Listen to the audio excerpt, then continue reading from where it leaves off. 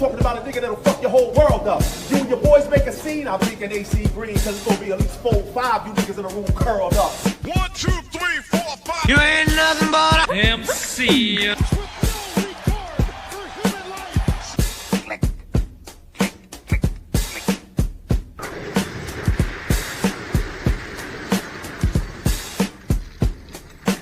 Welcome to the latest edition of the Buck Stops Here. I am your host, Hound Dog Buck 50, bringing you the latest in battle rap news. And I am the illest battle rapper in the game. But like I always say, this is not about me. On this episode, we're going to take a trip elsewhere. And we're going to talk about this upcoming exhibition match with Roy Jones and Iron Mike Tyson. Like I said before, I am your host, Hound Dog Buck 50, and I'm definitely a big boxing fan.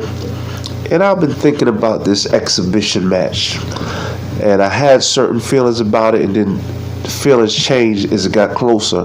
And we're gonna go over it, and I'm gonna tell you why I pick who I pick and why my feelings change. Now, to bring it full circle, this is an exhibition match, 2-minute rounds. The people in charge decided to make it 2 minutes just because they were concerned, because the fighters were a little up in age. Obviously, Mike's 54, Roy's 51. They weren't happy about it, but they're trying to keep it safe as possible.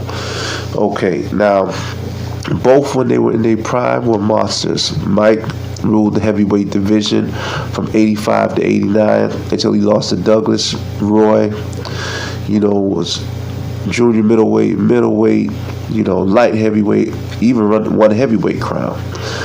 And both as they went towards the tail end of their career, suffered losses that they would have never lost in their prime.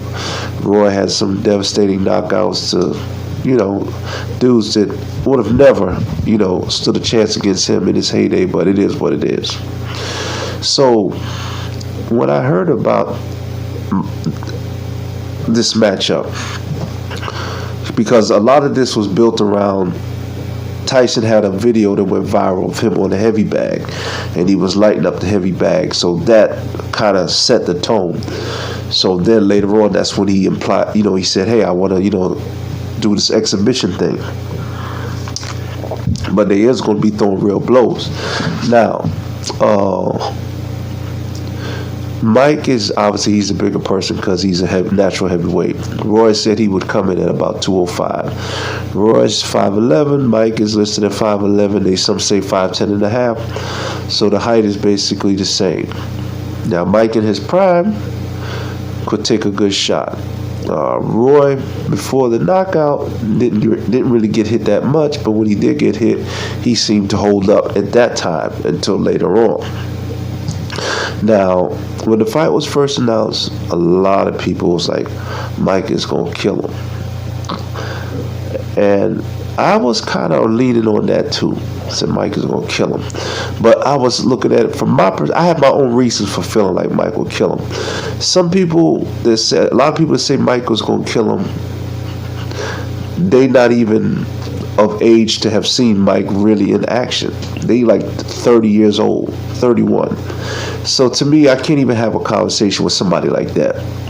I'm not saying that you can't be a young kid, 25 years old, and be a fan of Jordan, but at the same time, I can't have a Dominique Jordan conversation with you if you really didn't actually see Jordan play. You like an afterthought fan, a lot. But nevertheless, what I looked at was, I know the power is the last to go. Like the power of this drink. I said, I know the power is the last to go. And Roy's chin is fragile. And I'm thinking like, man, how is Roy gonna not get hit by Mike? So my first reaction was, I don't know, I'm going with Mike. But then, here's where it comes full circle. When you're dealing with sports, and it's not just boxing, any type of sport, when there's a comeback of any proportion involved, fans tend to not be able to separate their hearts from their head, meaning that there's certain things that you would like to happen. If Jordan says he's going to come back to play LeBron in one-on-one for pay-per-view, a true Jordan fan, not somebody who's 25 and seen YouTube footage, a true Jordan fan from that era, like say somebody like Stephen A. Smith, part of them wants to believe that Jordan is going to fly through the air just like he did. With the tongue out, one hand, leg out, and just beautifully do those same moves. Nostalgia. But guess what? When Jordan hits the hardwood, it's going to be a quick reminder that this is not 1986, and Father Time is undefeated. Now, both fighters obviously are not in their prime, but Roy is the more recently active. He recently retired about a year ago, so he still has that in his favor, and his speed is still relatively quick. Not his legs are not as elusive, but he still has these good hand speed. Now Mike hasn't fought in 15 years, and when he lost like 2 fights to journeyman Danny Williams and Kevin McBride, and journeyman is being kind. Now granted, I know Mike say he was just fighting to pay off the IRS. That's fine, okay, but here we are. Nevertheless, he lost his 2 bums. Now it's 15 years removed from that. Mike says he's feeling great. We seen him on the heavy bag. Let's break this down. Now, Mike did look good on the heavy bag, but what we also gotta ask ourselves is, you gotta remember this: Mike's 54. He's not 104. So at 54, if he's a ex-professional boxer, and he's in reasonably good condition, he should be able to do what we saw him do on that bag.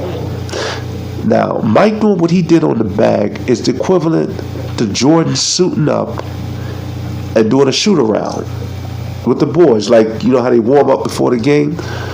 Jordan, if he still, shoots a basketball, he should be able to go out there and swish 10 in a row, no problem. But guess what? That doesn't mean he could just jump on the court and play a full game, 4 quarters, no problem. It's not the same thing. And also, with boxing, as time goes, as a fight, not all, but as a lot of fighters get older, their tolerance to take a punch isn't as good. We don't know if Mike is going to take a punch the way he did against, say, Razor Ruddock. You got to think about that.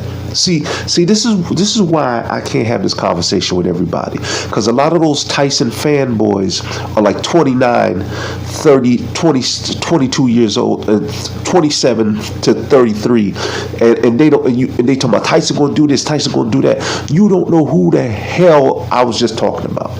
You don't know Razor Ruddock. Do you know who Bone Crusher Smith is? Do you know who Frank Bruno is? Do you know who Tony Tucker is? Do you know who Tony Tubbs is? Shut your young ass up and let me talk my old shit right now. Now, with all that being said, you got to look at all that. We know Roy's not in his prime, but Roy still got the more recent muscle memory of being in the ring and fighting. Mike ain't fought. Regardless of how that bag looked, regardless how Jordan might look in the shoot-around, Jordan ain't been on the court in over 20 years. Regardless of how Mike looked on that bag, Mike ain't been in the ring in over 15 years. He says he's feeling good. I get it. I'm not saying that Mike's not feeling good. I don't have the ability to know what's in him. But what I'm saying is, feeling good and then doing the sport you used to do doesn't always mean they're going to result in success. And let's look at another thing. Mike has a weed dispensary. Good for him, because I'm glad for him. But as we know, and if you watch Hot Boxing, Mike smokes a lot of marijuana. Now, marijuana has its medical advantages, no doubt about that, regardless of what people say about it or try to demonize it. So from a standpoint of an everyday civilian, Mike might be A1. But how is that going to affect him in a boxing match?